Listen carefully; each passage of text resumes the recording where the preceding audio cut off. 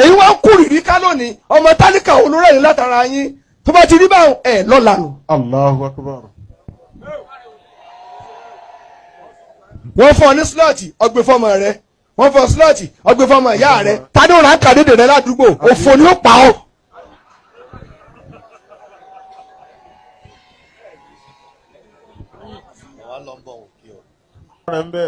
mo ń bá yín sọ̀rọ̀ wọ́n fún ọ ní fọ́ọ̀mù mẹ́wàá gbogbo ọ̀nà academy eyín skul kan àti ẹ̀dá lẹ́jọ́ kan ó ní wọ́n mú sẹ́ẹ̀ ní slọ́ọ̀tì ẹ̀ lọ́mọ gbogbo yín ẹ̀ wá ń ró oríire mọ́rò ọmọ rẹ ni mẹ́kì ọlọ́la ọmọ ọlọ́mọ ní òkè ọ̀. Allahu Akbar. ẹ wá ń pín nǹkan láàrin ara yín gbogbo yìí tó bá ti spread síta kò sóríire ń bẹ. Allahu Akbar. ẹni wá sọ̀rọ̀ ẹni wá ṣe tíátà ẹni kí wọ́n wà bítà pẹ̀lú yín ni oògùn tí ó wo egbò sàn yóò ta elégbò lẹ́sẹ̀ egbò ní wọ́n sì rán oògùn sí lónìí.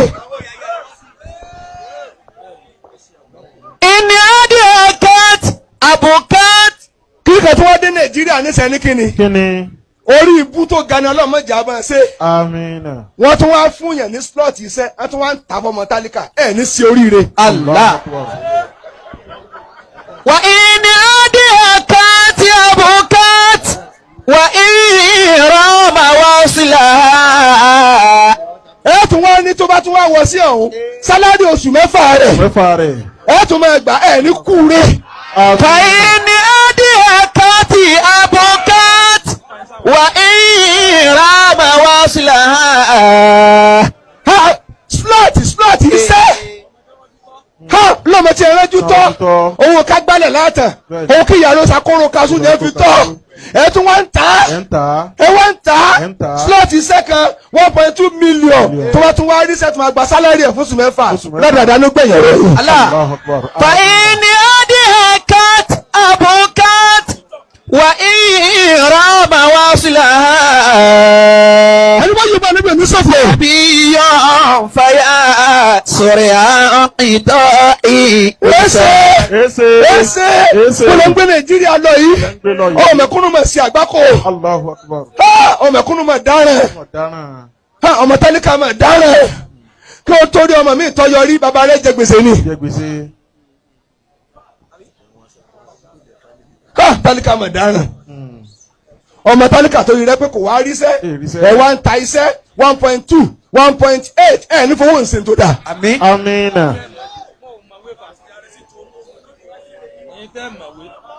كم قد رأينا من حريص ومشفق عليها. bọ́lá ń jà bọ́lá mẹ̀kúnnù ó ti jèrè erelu gbogbo ní tẹ̀lé sànù ọlọ́ọ̀ni jẹ́ dolóṣì. àmín. ẹ mọ ṣàánú lọ ẹ̀yin olóṣèlú ẹ dákẹ́nu yín ẹ̀yin náà ló tẹ̀ síríọ́sì ẹni wọ́n yẹ̀ yín jẹ ẹ̀yin náà tọ́ ọmọ ẹ kàn ń gẹ́ mọ́tò bí ọ̀bọ ìjẹ́rẹ̀ lẹ́yìn mọ́tò. tí wọ́n ní ọmọ wa. tálíbà ẹsẹ̀ n tún bẹ bẹ́ẹ̀ sọ ẹ̀jẹ̀ nsọ́mọ̀ ìyáwó ẹ̀ tá ń wò yìí wàásù ò lè là wọ́n ò lè kú olóko ẹrú ọmọ wọn ni ẹ sọ de èèyàn wàásù ò lè là wọ́n àrùn ara wọn omi òkun ò lè wẹ̀ tán agolo ráìsì mẹ́rin ò ràn wọ́n tẹ́ bá ṣàánú wọn gbogbo àyà tí ń pàǹtẹ̀ tẹ́tẹ́ ń hó lẹ́yìn yín o tọ́jú alẹ́bàdé wọn ó gbọ̀n ẹ tètè yín kọ́ mọ wọn ó rí sẹ́kọ̀ọ́ lè bá tọ́jú wọn èyí náà lẹ́ẹ̀ lù ẹ̀gbọ́ wọn ò lè kú lẹ́yìn yín bẹ́ẹ̀ jàdọ̀ láwọn tí wọ́n ń jẹnu.